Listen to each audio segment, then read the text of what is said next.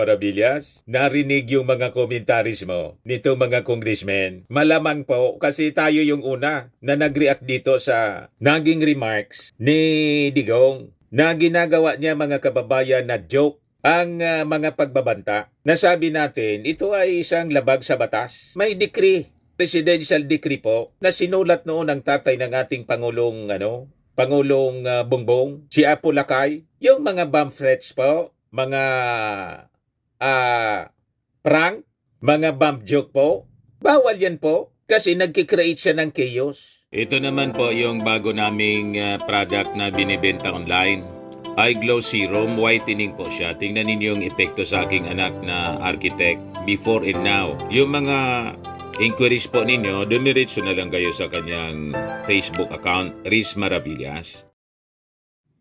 Pinapaimbestigahan ng mga kababayan yung threat ni Digong, yung latest niya na sinabi doon sa meeting, sa kick-off rally sa Club Filipino ng PDP Laban, na sabi ni Digong para niya mabakante yung Senado. Pasabugin na lang natin. Patayin natin yung mga kinsian yung mga senador. O ngayon, ito yung latest ngayon mga kababayan bilang reaksyon ng mga congressmen. Sunod-sunod na yung pag-react ng ating mga congressmen. Kahapon yung ating Pangulo nag-react. Binanatan mga kababayan itong sabi joke ni Digong. Ito sabi ng ating Pangulo. Nakita ang lineup ng alyansa, kung ano-ano na sinasabi. Narinig lang natin ng isang araw. Wala daw pag-asa. Siguro, kanina wala silang pag-asa. Kaya papatay na lang sila ng 15 na senador.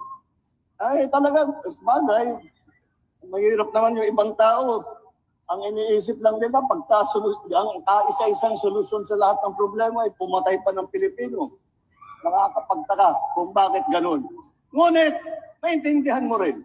Dahil kung ako nga ay nasa kabilang partido, at itong mga ito, ang kaharap natin, ay bako, kaya pa mahihirap sasabihin ko, mahirap na kampanya ito. Mahirap pa niyang kalaban yung alyansa ng bagong Pilipinas, kaya ang naisip na lang ni Digong, sabi ng ating Pangulo, pagpapapatayin na lang yung mga senador para mabakante, pasabugin daw. Hindi po ito nagustuhan, mga kababayan ng ating mga congressmen. I think kumuha ng cue ang ating mga congressmen sa naging pahayag ng ating Pangulo doon mismo sa baluarte ni Digong sa Davao del Norte na dinumog ng napakaraming mga Filipino, dinumog ng mga Davaoeños yung proclamation rally ng Alyansa ng Bagong Pilipinas. So malamang pati sa baluarte ni Digong panalo ang mga senador ng ating administrasyon. Pero yung mga binitawang salita mga kababayan ni Digong, ito na ngayon, gusto nang paimbestigahan ng ating mga congressmen sa NBI. Yan ba? Sabi dito sa report ng Manila Bulletin, NBI should probe ex-President Duterte's threat to kill, blow up senators. Sabi po ni Congressman Sia Alonto Adyong, Assistant Majority Leader, and Lanao 1st District Congressman. Talaga niya siguro, Mr. Maravillas, narinig yung mga komentaris mo nito mga congressmen. Malamang po kasi tayo yung una na nag-react dito sa naging remarks ni Digong na ginagawa niya mga kababayan na joke ang mga pagbabanta. Nasabi natin, ito ay isang labag sa batas. May decree, presidential decree po, na sinulat noon ng tatay ng ating Pangulong Bongbong, si Apo Lakay. Yung mga bomb threats po, mga prank, mga bump joke po, bawal yan po kasi nagkikreate siya ng chaos, confusion at kaguluhan po. Ninormalize, sabi ko nga mga kababayan ni Digong, ang paggawa ng byulensya. Kaya tama ito na naging reaksyon po ng ating mga congressmen.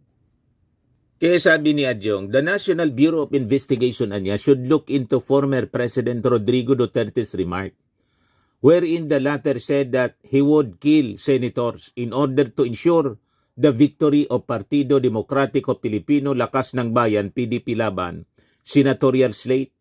Sabi po ni Adyong, ito ang NBI must give to the ex-president the same level of scrutiny it showed to the latter's daughter, Vice President Sara Duterte, when she publicly announced an alleged assassination plot against President Marcos.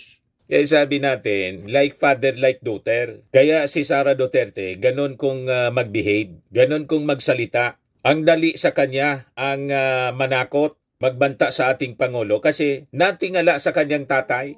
Ganon ang kanyang kinalakiang environment. Normalization of violence, which should be a no-no sa ating democratic space. In a democratic space, in a civil society, mga kababayan, this should not be tolerated. Kaya sabi ko nga, yung panawagan natin sa mismong mga senador, kaya lang, ang nag-react pa lang mga kababayan, iisa pa lang na senador, si Risa Ontiveros. Kaya lang, yung reaction ni Risa Ontiveros, sablay, ang dapat na niyang patayin, yung presyo ng mga bilihin, sabay promote kay Kiko Pangilinan.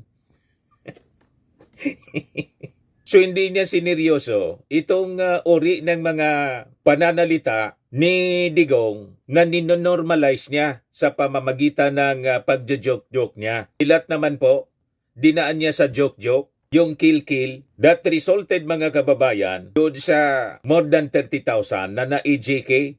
You see? Sineryoso yung pa-joke-joke na kada speech mga kababayan ni Digong during his time, bukang bibig yung patayan. Nangyari nga mga kababayan. You see? So ang ganito na mga pananalita ay dapat hindi pinapalampas. Kaya mabuhay ito pong si Congressman Sia Alonto Adjong. Siya po ang may pinakang maganda na naging reaksyon. Nananawagan na siya sa NBI na magsagawa ng investigasyon tulad ng ginawa nilang pag-iimbestiga doon sa pagbabanta ni Sara Duterte sa ating Pangulong Bongbong Marcos. Kasi namimihasa po. Sabi ni Adjong, in a democracy anya, words have power, especially when they come from someone who has held the highest office in the land.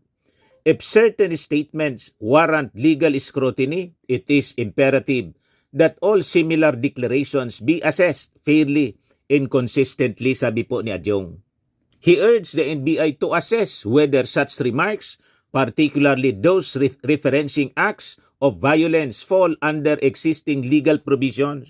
Tama po, kung ang bump joke po nga, penalized under the law, presidential decree. Galing sa kung sino mang tao, yan pang galing sa dating Pangulo. Yan Presidential Decree number 1727.